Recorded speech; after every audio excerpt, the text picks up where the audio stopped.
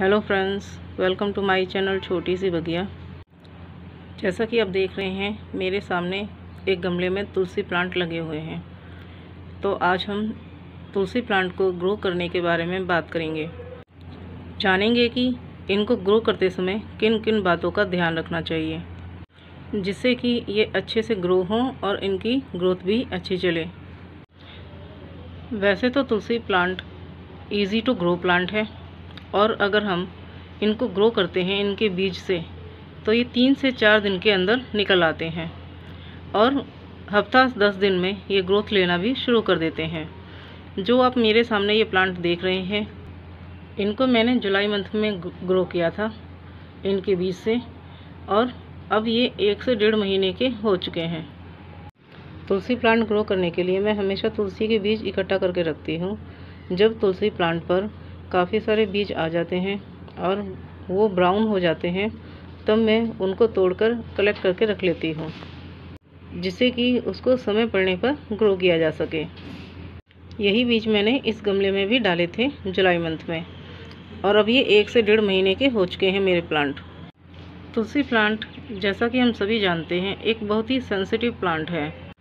जैसे कि एक बहुत ही सेंसिटिव प्लांट है तो ये प्लांट बहुत ज़्यादा सर्दी पड़ने पर भी ख़राब हो जाता है और बहुत ज़्यादा गर्मी पड़ने पर भी सूख जाता है।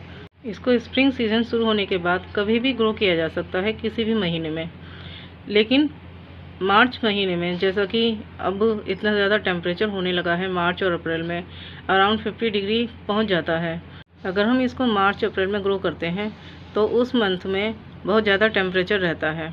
तो अगर हम किसी पॉट में इसको ग्रो करने के लिए इसके बीज डालते हैं तो उस समय टेम्परेचर ज़्यादा रहने के कारण उसकी जो मिट्टी है वो बहुत जल्दी सूख जाएगी, और जिसकी वजह से अगर एक तो ये देर से ग्रो करेंगे और अगर ग्रो करेंगे भी तो मोस्टली प्लांट सूख जाएंगे।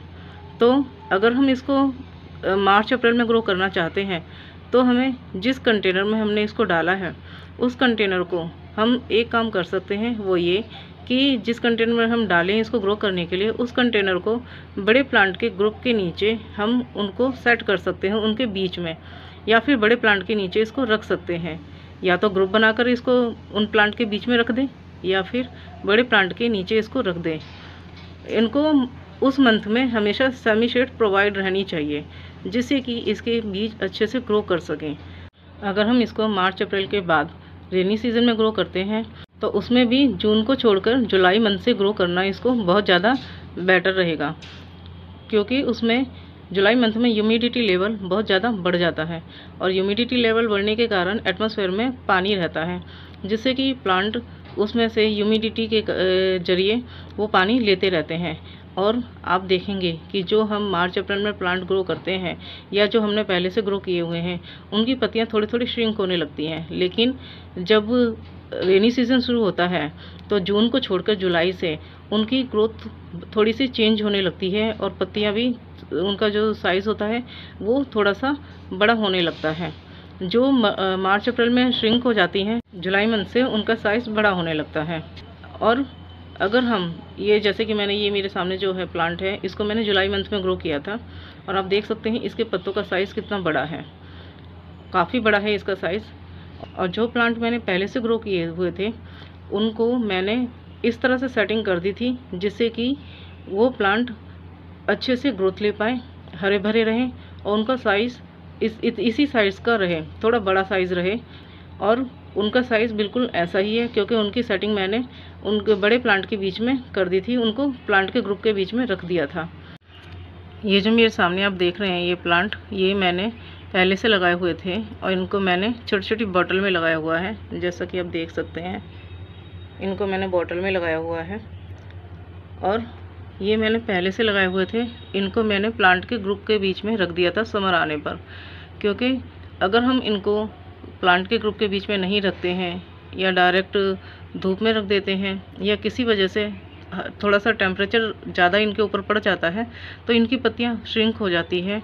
और आप देख सकते हैं इनकी पत्तियों का साइज़ बिल्कुल वैसे ही प्लांट का साइज़ है, वैसे जो अभी मैंने दिखाया था उसी प्लांट की पत्तियों के साइज़ के बराबर है बिल्कुल। इनको मैंने प्लांट के बीच में रख दिया था जो बड़े बड़े प्लांट हैं और उनके आसपास ही इनको रखा हुआ था। जिससे इनकी ग्रोथ एकदम अच्छी चल रही है और एकदम ये हरे भरे हैं। आप देख सकते हैं बिल्कुल बढ़िया है ये प्लांट मेरे। और मैंने इनको बोतल में लगाया हुआ था और कुछ मैंने गमलों में भी लगाए हुए हैं और ये मैंने 2 बोतल में भी लगाया हुआ है और इनका साइज़ बिल्कुल सही है। अगर आप मार्च अप्रैल में ग्रो करना चाहते हैं तो आप ध्यान रखें कि जिस कंटेनर में ग्रो कर रहे हैं उस कंटेनर को प्लांट के ग्रुप के बीच में रखें या उनके आसपास रखें या फिर बड़े प्लांट के नीचे। और अच्छा होगा कि अगर आप जुलाई में ग्रो करें तो आपके जितने भी आप बीज डालेंगे उसके अंदर सारे के सारे बीज ग्रो कर जाएंगे। 3 से 4 दिन के अंदर ये ग्रो हो जाते हैं और हफ्ता 10 दिन में ये ग्रोथ लेना शुरू कर देते हैं।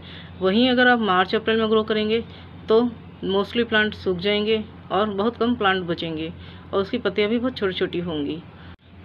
ये प्लांट मुझे अभी दूसरे कंटेनर में शिफ्ट करने हैं। ये सारे प्लांट मुझे एक एक करके और दूसरे कंटेनर में लगाने हैं। इनमें से 2 दिन पहले ही मैंने एक प्लांट शिफ्ट किया है, चलिए वो दिखाती हूँ आपको।